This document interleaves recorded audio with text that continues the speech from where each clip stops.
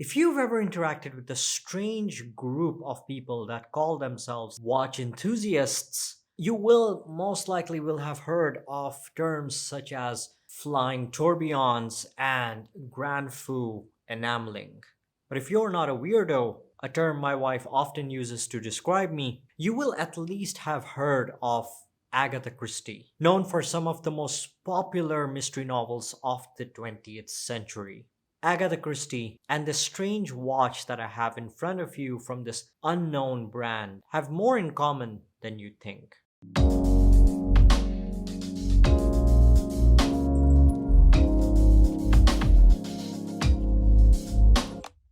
Before we get into the video, do hit that like and subscribe button as it really helps out the channel. Thank you.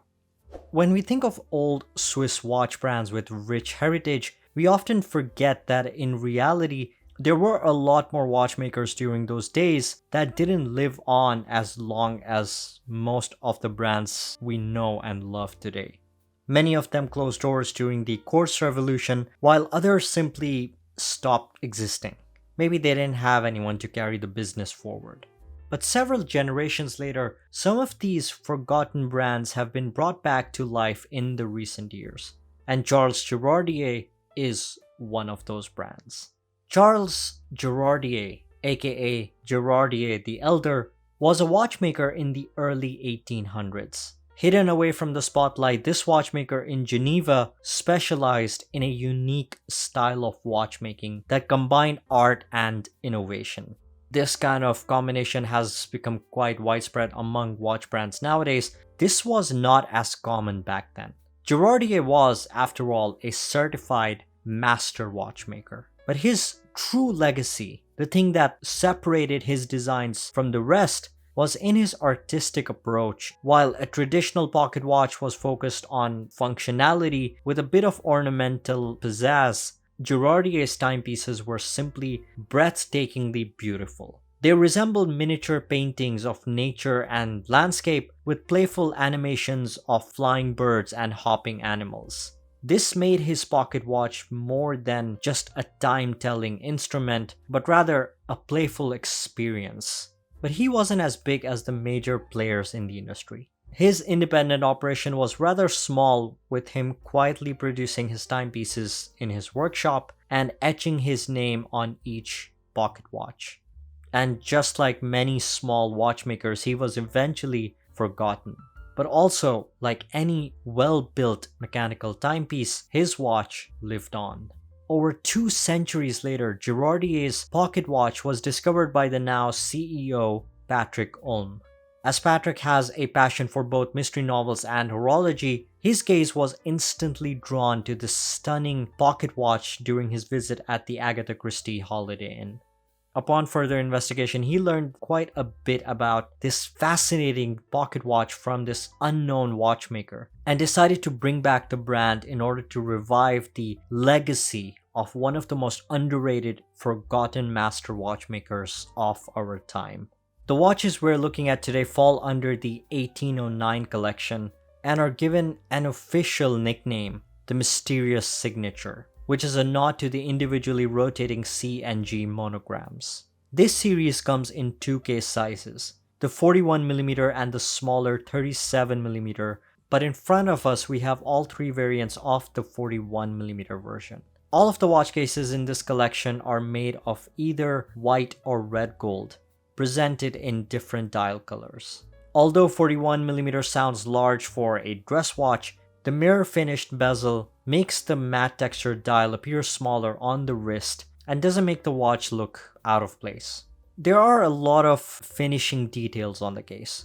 The sides of the case along with the top and sides of the lugs are satin finished but are sandwiched between slim polished plates with cutouts running around the sides, creating a visual separation between the brushed and polished elements. Mirroring the polished bezel on the top, the case along with the bottom layer of the lugs are all polished as well.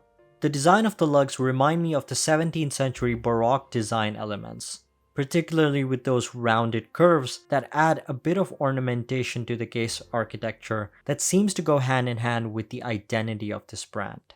You have a polished onion-shaped crown with the CG logo engraved on the polished backdrop. The crown does not hack nor hand winds, as this is a self-winding movement, with the watch having only 30 meters of water resistance.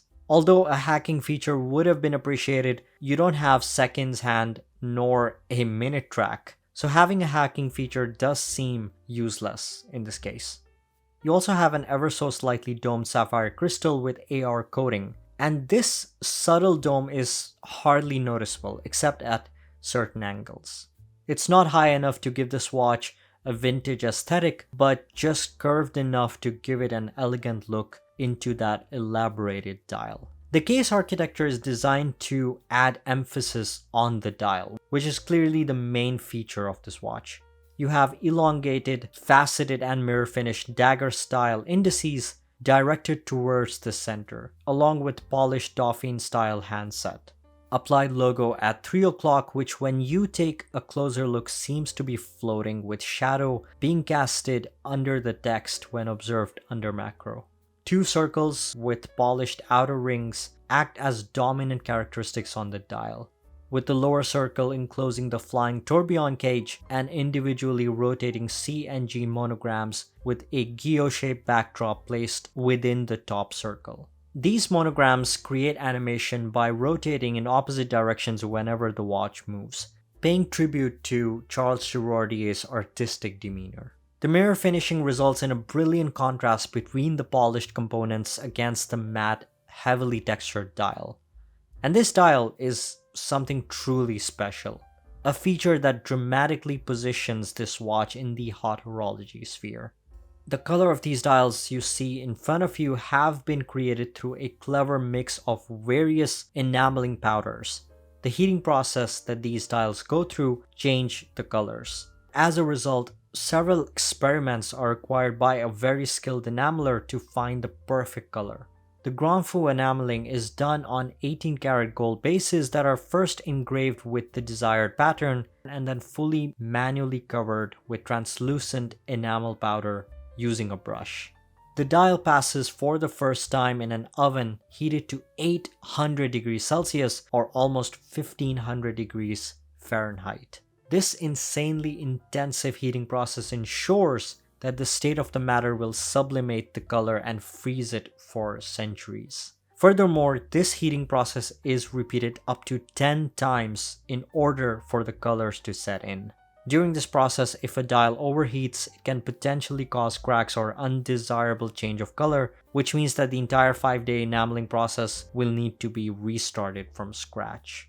Before we talk details of the movement in terms of performance, we need to know about the people that make it. The watch uses a manufacturer caliber exclusively created for this watch by a movement maker called Timeless. Timeless is a movement manufacturer for watch brands that fall under the hot horology spectrum, particularly high-end independent brands. Unlike mass-produced movements that are used as off-the-shelf calibers in most entry to mid-range watch brands, these movements are tailor-made in limited quantities by some of the greatest watchmakers of our time.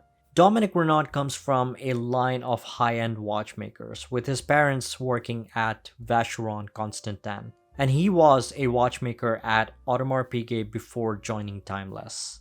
Pierre, on the other hand, was involved with Patek Philippe for over 20 years and has also been involved in the development of multi-axis tourbillons for Girard Perregaux and the minute repeater tourbillon for H. Moser. The caliber CG1809 on these watches has a peripheral mass that rotates on a single ball bearing. This type of relatively modern movement technology not only allows for unobstructed view into the movement, but also prevents the wearer from feeling any vibration on the wrist.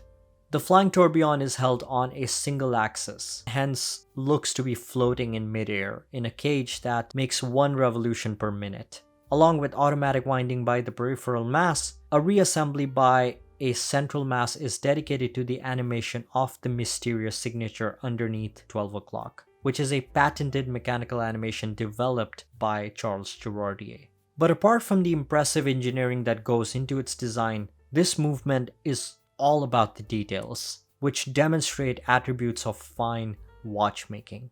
You not only have heated blue screws, but the German silver texture isn't some special silver that comes from Germany like I originally thought, but is actually a result of a technique that consists of brushing silver powder with a metal brush across the bridge.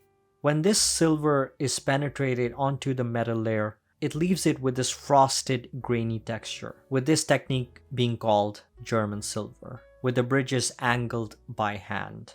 This entire visual mastery wouldn't be all that impressive with mediocre performance, which is why the movement has an accuracy of -4 to +6 seconds per day, a range that falls well within COSC standards. Everything about this watch is made in Switzerland, and that includes this handmade real leather strap. I'm not entirely sure what kind of clasp this is, but either way, it reduces the wear and tear by preventing the wearer from excessive stretching or bending of the strap each time they wear the watch. When you start a new watch brand from scratch, it can be easier to do whatever you feel like and create a new legacy of your own. But reviving a much older watch brand with an existing history and then recreating its design in today's context, that is a real challenge. Today it has only been 4 years since the brand's revival, and we have already seen some incredible accomplishments. A GPHG award in 2020 along with contribution to Only Watch in 2021, the brand seems to have found a healthy balance between rich history and modern innovation. The price tag is steep, I'm not gonna lie. It definitely is up there with the big boys. However, as a non-commercial brand with highly limited production, this is still slightly more affordable than its competition. If you are interested in learning more about this brand, I will link everything down in the description below. Don't forget to hit the like, subscribe, and the notification bell. Thank you so much for watching, and I will see you all in the next one.